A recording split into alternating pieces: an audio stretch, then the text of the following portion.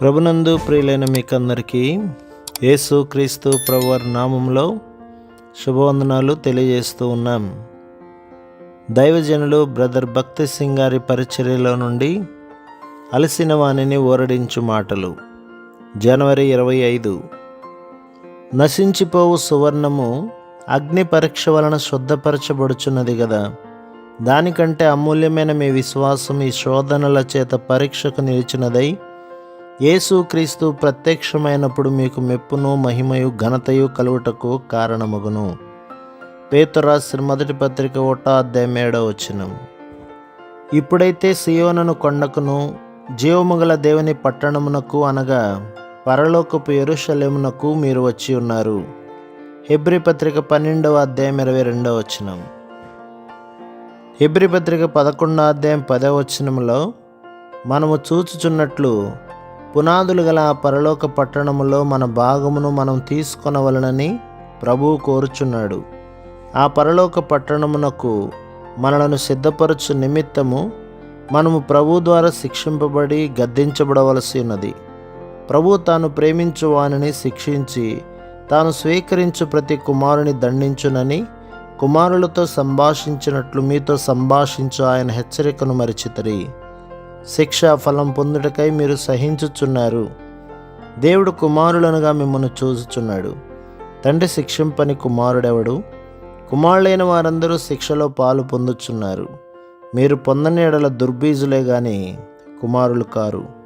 Hebrew పత్రిక 12:6-8 వరకు.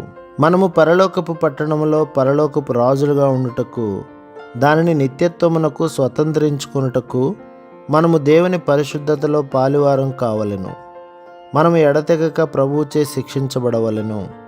ప్రస్తుతమందు సమస్త శిక్షయు దుఃఖకరంగా కనబడునే గాని సంతోషకరముగా కనబడదు. అయినను దాని యందు అభ్యాసం కలిగిన వారికి అది నీతి అను సమాధానకరమైన ఫలమిచ్చును. హెబ్రీ పత్రిక 12:11.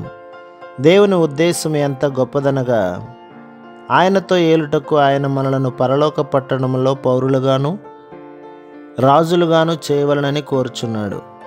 అచ్చట దేవదూతలు మనకు పరిచారం చేయుటకై నియమింపబడిరి.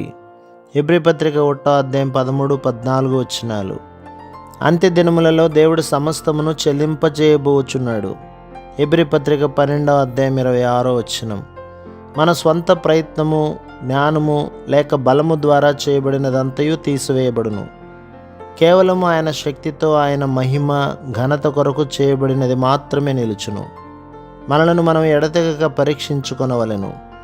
మరియు మన స్వంత జ్ఞానము బలముతో ఏదీ చేయకూడదు కానీ పరిశుద్ధాత్మ ద్వారా సమస్తమును దేవుని మహిమ కొరకు చేయవలెను. అందువలన మనం నిశ్చలమైన రాజ్యమును పొంది దైవ కృప కలిగి ఉందము. ఆ కృప కలిగి వినయ భయభక్తులతో దేవునికి ప్రీతికరమైన సేవ చేయుదుము. హెబ్రీ పత్రిక 12:28. చెల్లించబడని ఆ రాజ్యములో మనం ఉండబోచున్నాము. ప్రభు మిమ్మును మీ కుటుంబములను మీ సంఘములను దీవించి ఆశీర్వదించునుగాక. ఆమేన్.